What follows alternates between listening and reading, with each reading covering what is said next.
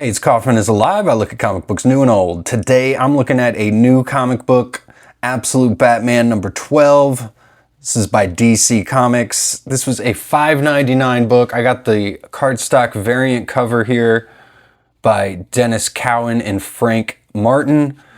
This is just an awesome cover. Sometimes I don't understand why certain variants are an incentive variant and others are just variants that you can pick up off the shelf, because this one to me is so awesome. I just feel like it should have been a 1 out of 50 variant, but just one of the regular variants that you can pick up off the shelf. So I did not pass this one up. Just again, such an awesome drawing, such great sketch lines and line work in here, some awesome shapes. I love all the rain like scratches all over this drawing too. The rain looks awesome.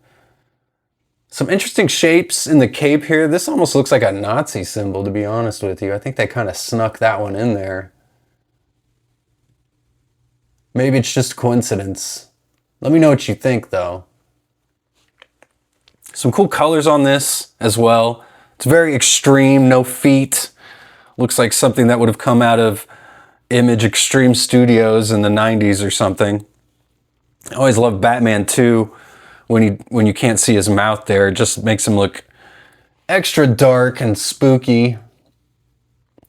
So awesome cover there. When you get the variant covers with the cardstock variant covers, they always show the main cover on the interior as well, which is a touch that I do appreciate. So you get to see what the main cover looks like. This was by Nick Dragotta, the artist on this book. Killer Croc there in the water with the bat shadow behind him. Pretty cool cover, but this one easily clears it, so I had to pick this one up. I just love this cover. Again, it's so awesome. One of the just an awesome Batman drawing. Now, I will say I've never been a huge Batman comics collector. I'm definitely more of a Marvel guy than a DC guy. I usually pop in for some of the big events and things like that, but never really been a huge collector of Batman comics. And right now, DC is really killing it with so many different Batman titles. There's obviously this title, which I've collected every issue of. And there's this new Batman number 1, which was a really great comic. I did a review of this as well. And my blind bag opening as well. So go check that video out on my channel. And please subscribe as well. Thanks again for watching. I do post daily comic book reviews. So if you like content like this, please like the video and subscribe. Doesn't cost anything.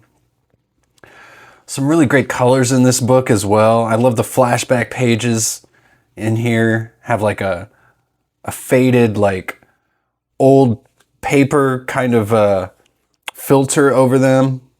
Looks really cool. I love all the little panels. Nick Dragotta, his page layouts are really great. He's never really breaking panels. He keeps everything within the panels, but he just employs so many. It's really unique. Not something you typically get in like a mainstream Batman comic. I still got some questions about the previous issue and if everything that we saw at the end of it actually happened, or if that was Alfred telling us what could happen or what's going to be happening in the future. I've definitely got some questions about that still. Again, I love all these little panels in here. There's just no wasted room anywhere. And I love all the speed lines too. Very anime style in all of this. I would love to see an artist edition of some more of this. I'm pretty sure they'll be releasing an artist edition of all these Absolute Batman comics if I had to guess. So this issue is pretty cool. I definitely go recommend picking up the last 2 issues of this before you get to reading this one, because it'll kind of get you up to speed. This is kind of the aftermath of everything that just went on between Batman and Bane. And this is actually picking up from a couple issues back where Batman and Killer Croc were escaping from Arkham through the sewers here. And Batman, Bruce Wayne, he's got pretty strong friendships with his rogues gallery in this absolute universe. So he's close friends and grew up with Waylon, for instance, the alter ego of Killer Croc. He wants him to just end him right now, but he won't do it. And Bruce is saying, we can beat this Waylon. He wants him to follow him, but he goes his own way. So they split up here. We get the title page, Abomination, Part 4. This was the introduction to Bane. And in a previous video, I was wondering what this title page was in reference to here. And when we get into the book here, we see that this is Bane throwing this poker chip that he's lit on fire right in front of Harvey Dent, who's covered in gasoline here. So you could probably guess what happens. We see the origin of Batman's rogues gallery in this issue, as we've now learned that Bane has not only broken Bruce physically, but he's trying to break Bruce mentally as well by maiming all of his closest friends. So we see Alfred, he's rescued Bruce here on this page. And he's telling him he's been out for 20 days. He's trying to explain to him that they've woven this delivery system into his spinal cord and brain where they're delivering the venom, like Bane's venom, into him. He doesn't want to hear any of this, though, and he just wants Alfred to get out of his way. So he goes to visit his mother here. And you can see Bruce struggling to even walk as he's trying to make his way to her apartment. And when she sees him, she thinks it might be Commissioner Gordon, but she sees it's Bruce, and she's relieved, but then she slaps him. And she said she was scared to get that phone call about Bruce after what happened with Ozzy. And that's when Bruce starts to slowly realize that all of his friends have had encounters with Bane. So we see Oswald Cobblepot. His mother is explaining that they broke nearly every bone in his body, some in multiple places, but somehow they did it in a way that missed each vital organ. It was precise, surgical, cruel beyond measure. If Oswald lives, he'll be almost 2 feet shorter. In his hands and his feet. She doesn't continue, but you can probably imagine he's now going to look much more like the Penguin. Shorter and with crushed feet, probably webbed feet now or something like that. And then he goes on into the next room and he finds Harvey Dent, and we see what happened to him. And he tells Bruce that you gambled for real. Put it all out there for your friends, the city, everything, all the chips. And then he says, now if it's any consolation, though, I only hate you half the time. So we see him turning into Two-Face there. Bruce continues into the next room and he finds Eddie Nigma here. And at first he thinks that he's fine, and then he discovers that he's got all these wires going into his brain that's protruding out of his head.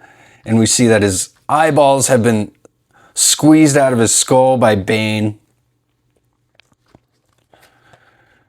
You can see this really great face here on Bruce as Edward says, riddle me this, what are you going to do about it? And you can see too in his skull, it actually makes a question mark there. The circuitry in his skull. So pretty cool design on this Riddler, I gotta say. So we've seen a couple flashbacks as well throughout this issue with Bruce and Selina Kyle, and they're trying to get Waylon ready for this boxing match. And they're trying to make a deal with Falcone here. And they've stolen some of his money, and they're trying to bribe him by giving it back to him. But we don't learn what the deal is they're trying to cut with him, though. But it's got something to do with Waylon's fight. So we see Batman here. He's made some sort of deal with the Red Hood gang, but he's calling off whatever he was going to have them do. And he doesn't explain anymore to Alfred here. And Alfred thinks he's just shutting down operations. And he's kind of questioning Bruce here. And Bruce is saying that Bane broke all of his friends. And Alfred's saying he did this to you. And the question is, are you going to let him break you as well? And he's saying, you're really in it now, Bruce. Everything has changed. And right then the alarm goes off and Bruce says, someone breached the hatch. And they think it's Bane. I really like this panel here. That looks a lot like the animated series Batman, just for some reason in that panel. So these pages are awesome. I love the way this book ends here. This is a great splash page of Alfred and Batman. It could have been a cover for sure. Probably will be a cover on a second printing or something. So they're ready to be attacked by Bane, and then we see some great panels here. I love this panel of Alfred looking to his left, but then on his right we see this little like Cheshire cat tail come down, and it grabs him by the neck, and his gun starts going off. We see the bracka bracka bracka sound effects there. I love the little panels in Nick Dragata's work here. And then Bruce asking, what are you doing here? And we see the feminine leg there and the reveal of Selina Kyle as Catwoman here for the first time in this book. She says, well, hello to you too, Bruce. And it's to be continued. And she's almost got that helmet from Black Mask as well from some of the previous issues. And it's got a DC KO #1 preview as well, which I've covered this on a previous video. It's just got all the heroes playing a game, and then Darkseid attacks the city and they all jump into action pretty much. So, but I'm definitely interested to see what the DC KO crossover is going to entail. So I really like this comic. It was really easy to read, kind of split up into 3 parts where you got the beginning of the story, tying up everything between Batman and Wayland escaping Arkham, and then we see everything that happened between Bane and all of Batman's friends, all of Bruce's friends, kind of all their villain origin stories all happening at once here. And then we get the final scene where Batman and Alfred think Bane is breaking in, but it's actually Catwoman for the first time. We see her. So a cool reveal there. Pretty awesome issue. I really got no complaints about it. Let me know what you guys think in the comments. Have you been reading Absolute Batman? Have you read this issue? Did I miss anything? Let me know and go read comics.